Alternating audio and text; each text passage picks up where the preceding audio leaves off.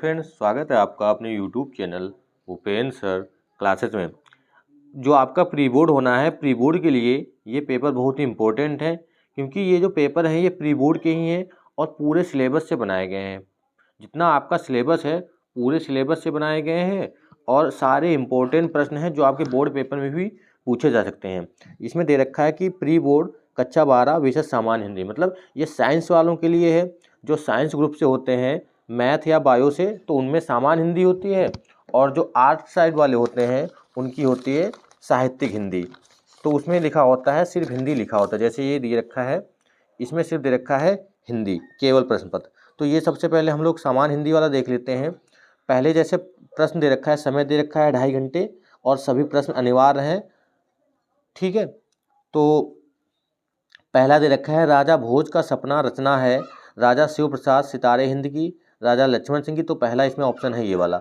84 वैष्णवन की वार्ता रचयिता गोकुलनाथ। आपको पूरा ऐसे देख, जिसमें अगर निशान नहीं लगा तो आपको उसमें टेक कर लेना है और उसी प्रकार के प्रश्न आपको याद कर लेने हैं। इसमें से भी आपके प्री बोर्ड में अगर आपका हो गया है, नहीं हुआ है तो उसमें आपके मिल सकते हैं प्रश्न। अगर हो गया है तब भी आपको बोर्ड के लिए इस प्रकार के प्रश्न जो है वो इम्पोर्टेंट हैं।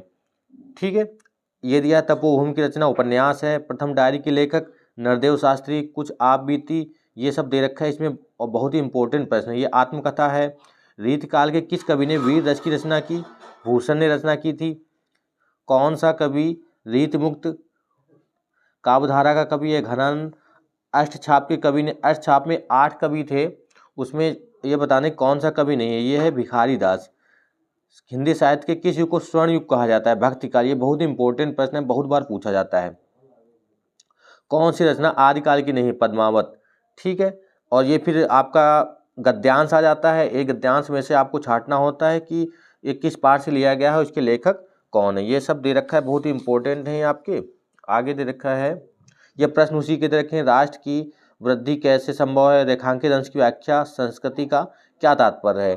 फिर इसके अथवा करके दे रखा है। अथवा में किसी एक में आपको पैराग्राफ का करना होगा, उसके प्रश्न उत्तर आपको देने होंगे। ठीक है, फिर चौथा प्रश्न दे रखा है, चौथा ये वाला है।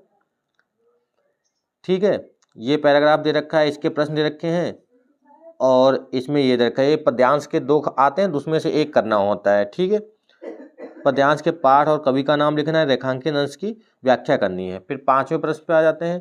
5वां दे रखा है, निम्नलिखित में से किसी लेखक का साहित्यिक परिचय देते हुए उनकी महत्वपूर्ण रचनाओं का उल्लेख करना है। डॉक्टर वासुदेव शरण अग्रवाल, हजारी प्रसाद द्विवेदी और जी सुंदर रेड्डी। ये दे रखा है, 3 में से किसी एक को आपको लिखना है। फिर आगे कवि का नाम भी लिखना है, मैथिली शरण गुप्त, जयशंकर प्रसाद, अयोध्या सिंह उपाध्याय। ठीक है, फिर कहानी पे आ जाते हैं। बहादुर और पंचलाइट कहानी का उद्देश्य अपने शब्दों में लिखना है। जो कहानी जो दे रखी है आप में, उसमें यह है बहादुर और पंचलाइट, किसी एक का आपको उद्देश्य लिखना है। फिर आपका लिखना है इसमें त्यागपति खंड का भी कथा वस्तु बताना है, या त्यागपति खंड काव्य के नायक का चरित्र चित्रण, जिसमें आपको हर्षवर्धन के बारे में आपको लिखना होगा, उसका चरित्र चित्रण लिखना होगा। फिर आ जाता है संस्कृत का खंड, गद्यांश आ जाता है, इसका आपको हिंदी अनुवाद करना होगा। ठीक है, उसके बाद ये दे रखा है, श्लोक का भी आपको वो लिखना होगा। फिर आपका मुहावरे आ जाते हैं। मुहावरे में दे रखा है, निम्नलिखित मुहावरों में से किसी एक का अर्थ लिखना है और उसका वाक्य प्रयोग करना है। जैसे अपना उल्लू सीधा करना, मतलब अपना काम निकालना, आंखों का तारा होना और लाल पीला होना, ये सब आपका इसका अर्थ लिखना होगा और उसमें इसका एक वाक्य अनुप्रयोग करना होगा। संधि विच्छेद लिखना है। ठीक है, संधि विच्छेद लिखना है। मध्वरी इत्यादि, इति प्लस आदि होता है, तो बहुत ही सिंपल सा दे रखा है। पावक। ठीक है, आगे देख लेते हैं। ये दे रखा है, विभक्ति और वचन का बताना है और नामस्तु में विभक्ति और वचन बताना है। ये 2 शब्द एक जैसे हैं, इनका अर्थ अलग अलग होगा, ये बताना है आपको, उसका सही चयन करना है। तर्ण और तरणी। ठीक है, वाक्यांश के लिए एक शब्द लिखना है जिसकी उपमा ना की जा सके, जिसके शत्रु का जन्म ना हुआ हो। और ये आगे दिया है, निम्नलिखित में से किन्हीं 2 वाक्यों को शुद्ध कीजिए। यहाँ पे 4 शब्द मतलब वाक्य दिए हैं, इनमें से 2 ऐसे बताने, उनको शुद्ध करके लिखना है, सही करके लिखना है। जैसे यहाँ दिया शुद्ध गाय का दूध मिलता है, यहाँ शुद्ध गाय का दूध मिलता है, मतलब यहाँ पे क्या लिखना होगा, यहाँ पे लिखना होगा गाय का यहाँ शुद्ध दूध मिलता है। इस प्रकार से आपको वाक्य को सही से लिखना है। वीर रस या करुण रस का स्थायी भाव लिखना है, उसकी परिभाषा लिखनी है उदाहरण सहित। जैसे वीर रस का स्थायी भाव क्या होता है, वीर रस का स्थायी भाव उत्साह होता है। उत्साह ना, जब इसकी परिभाषा भी बहुत सिंपल होती है कि जब उत्साह नामक स्थायी भाव विभाव, अनुभाव तथा संचारी भाव से संयोग करता है तो वीर रस की निष्पत्ति होती है। उदाहरण भी बहुत सिंपल है भाई इसका, चढ़ चेतक पर तलवार उठा, करता था भूतल पानी को, राणा प्रताप सिर काट काट, करता था सफल जवानी को। इस प्रकार का उदाहरण लिख देंगे जिसमें उत्साह वीर रस का जिसमें उदाहरण हो, ठीक है, उत्साह होता है। करुण रस का स्थायी भाव क्या होता है, ठीक है, करुण रस का स्थायी भाव क्या होता है, करुण रस में जिसमें शोक होता है उसका आपको उदाहरण लिख देना है।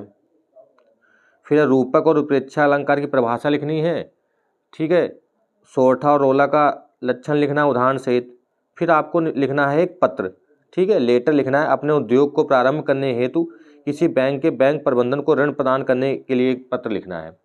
और फिर आपका लास्ट में आ जाता है निबंध परिणाम पद, जिसमें आपको सबसे पहले आपको इस प्रकार से लिखना, रूपरेखा हेडिंग डाल लेनी होती है और इसके अंदर हेडिंग ऐसे लिख के आपको पहले प्रस्तावना करना होगा और बाद में आपको नंबर 1 में, फिर उसके बाद आपको जिस प्रकार का निबंध लिखना है उसी हिसाब से आपको उसकी हेडिंग बना लेनी। जैसे इसमें पर्यावरण प्रदूषण समस्या और समाधान, विज्ञान वरदान या अभिशाप ये दे रखा है। तो जैसे इसमें प्रस्तावना लिखा तो उसके बाद हम लिख सकते हैं कि इसका पर्यावरण प्रदूषण के प्रकार, इस प्रकार से लिख सकते हैं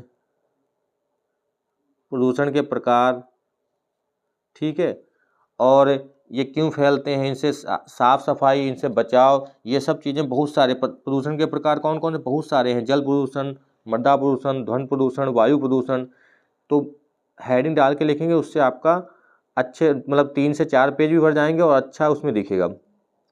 तो ये हो गया। अगर हिंदी में देखें सिर्फ जो आपका 8 साइड वालों का था सेम इसी प्रकार का, थोड़ा सा उनका चेंज होता है बस, उसमें ज़्यादा दिक्कत नहीं होती। इसमें भी आपके प्रश्न आते हैं शुरुआत में, इसके भी आपके वही बहुकल्पी आते हैं, गद्य और खंड पद से 5-5 आते हैं, ये दे रखे हैं। चिंतामणि के रचनाकार हैं, ठीक है, ये सब दे रखा है, बहुत ही इंपॉर्टेंट इसमें भी है। ऐसा नहीं कि ऑब्जेक्टिव जो हैं वो अलग लगाएंगे, मतलब सिलेबस तो एक ही है, उसी में से बस पैटर्न थोड़ा सा बदला है, ठीक है, तो कुछ चीज़ें जो हैं वो उसमें नहीं दे रखी हैं, ये पैराग्राफ आ जाता है, ठीक, इसको भी आप सही से पढ़ लेंगे। जो 8 साइड वाले हैं वो इस प्रकार का पेपर पढ़ेंगे, इस प्रकार के पैटर्न को पढ़ेंगे। ये दे रखा है भाषा की साधारण इकाई शब्द है, इस प्रकार। इसमें आपको शीर्षक और लेखक का नाम लिखना है, रेखांकन, उसकी व्याख्या, उसके बाद फिर इसमें वही आ जाता है एक ये कविताएं आ जाती हैं, जिसमें आपको बताना होगा कौन से पाठ से लिया गया है और उसका लेखक कौन है, कवि कौन है, ठीक है। फिर इसमें वही आपको लिखना है कि किसी लेखक का परिचय लिखना है, ठीक है, वासुदेव शरण अग्रवाल, कन्हैयालाल मिश्र प्रभाकर। फिर किसी एक कवि का जीवन परिचय देना, महादेव वर्मा, जयशंकर प्रसाद, भारतोन हरिश्चंद्र, बहुत इंपॉर्टेंट है ये तीनों। फिर इसमें लिखा है कि खून का रिश्ता और कर्मवासा की हार, कहानी का उद्देश्य बताना है, ठीक।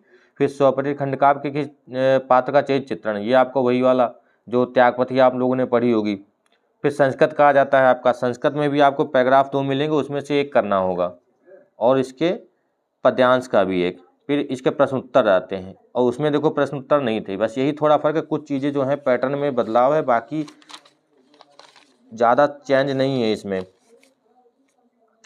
फिर वही श्रृंगार रस और हास्य रस का उदाहरण से व्याख्या, अनुप्रास या उपमा, चौपाई या रोला, ठीक है। निबंध लिखना है राष्ट्रीय शिक्षा नीति पर, आतंकवाद की समस्या, स्वच्छ भारत अभियान। आतंकवाद की समस्या मतलब बढ़ता हुआ आतंकवाद, उसके बारे में लिखना है, या स्वच्छ भारत अभियान के बारे में लिखना है। फिर संधि विच्छेद करना है, ये दे रखे हैं संधि विच्छेद, ठीक। किसी एक शब्द का समास विग्रह करना है और ये प्रत्यय बताने हैं आपको। ऑब्जेक्टिव भी आपके कम से कम 15 से 20 आते हैं, तो आपको ऑब्जेक्टिव भी बहुत अच्छे से तैयार कर लेने हैं। उसके बाद लास्ट में आपको करना है प्रार्थना पत्र लिखना है प्रधानाचार्य को आर्थिक सहायता के लिए, या अपनी छोटी बहन को आने वाली परीक्षा में अच्छे अंकों की सफलता प्राप्त के लिए शुभकामना पत्र लिखना है। तो ये आपका पहले साइंस वालों का था, साइंस साइड वालों का था, विज्ञान ग्रुप के जो थे, और उसके बाद आर्ट साइड वालों का, ठीक है। ये कला वाले हैं, कला साहित्य वाले, और ये विज्ञान समूह वाले। तो दोनों पेपर थे प्री बोर्ड के, इसी प्रकार के प्रश्न आपको एग्जाम में मिलते हैं।